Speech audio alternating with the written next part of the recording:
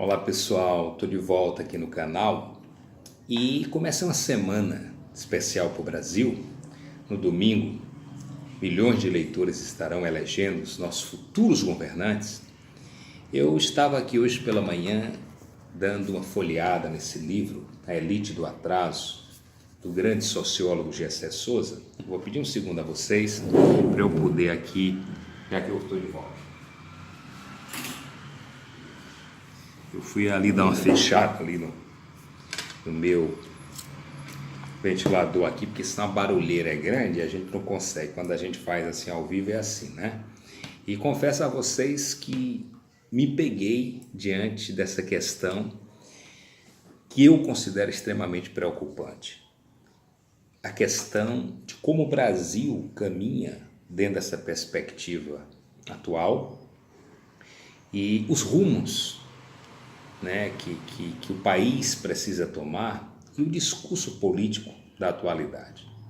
Me causa bastante preocupação, e eu acho que boa parte de vocês também, com a sensibilidade que tem, me causa bastante preocupação perceber que há uma divisão muito clara no país.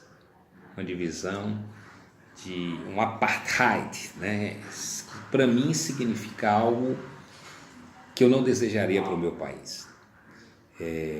Dois pontos que se antagonizam. Entendo até que na democracia a dialética, os pontos que se contradizem são mais do que normais. Mas no Brasil se instalou uma rixa, um mal-estar generalizado.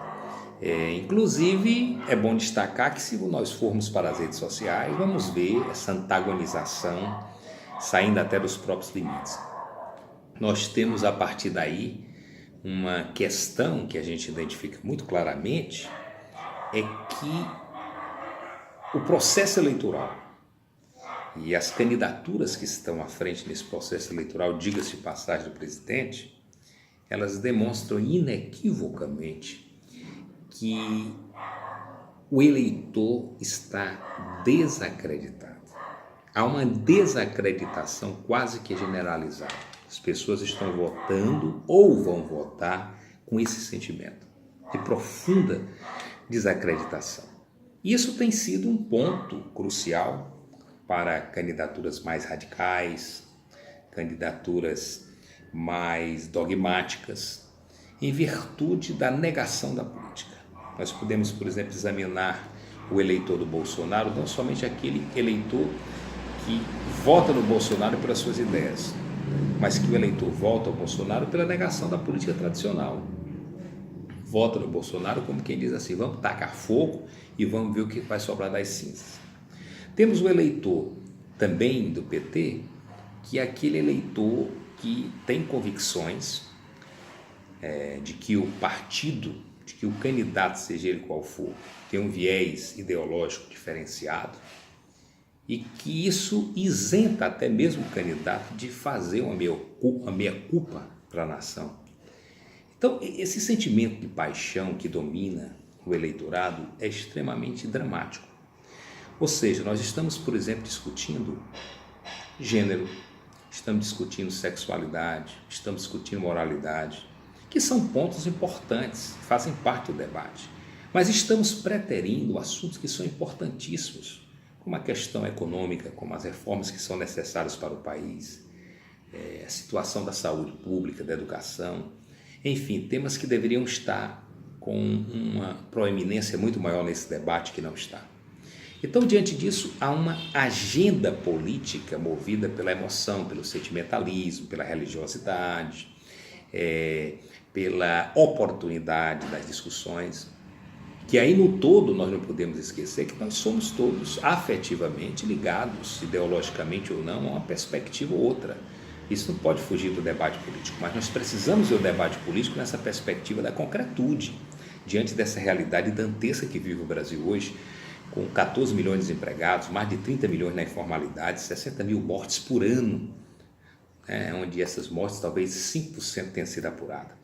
Então eu vejo com muita preocupação esse quadro que hoje se instalou no país e desejaria muito que todos nós fôssemos, agora no próximo domingo, com a cabeça muito tranquila e serena, colocando a mão na consciência e vendo aquilo que é melhor para o país.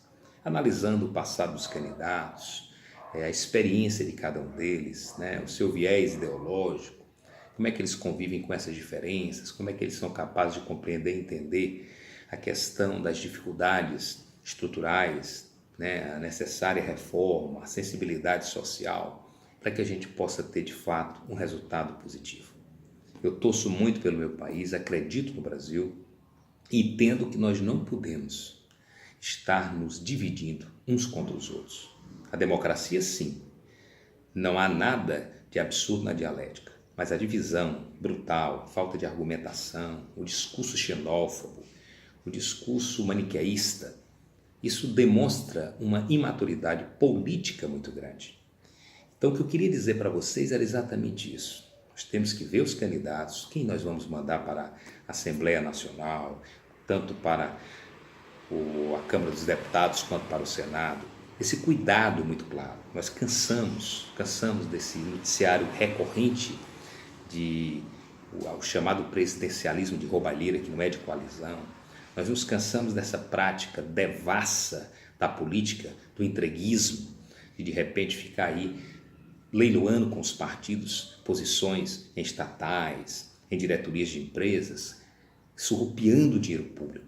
E tudo isso cansou o eleitor. E uma coisa para finalizar, eu vou dizer a vocês, nós vamos ter nessa eleição, anotem aí, o voto branco e nulo e a abstenção muito maior que o número de votantes para determinados candidatos ao governo.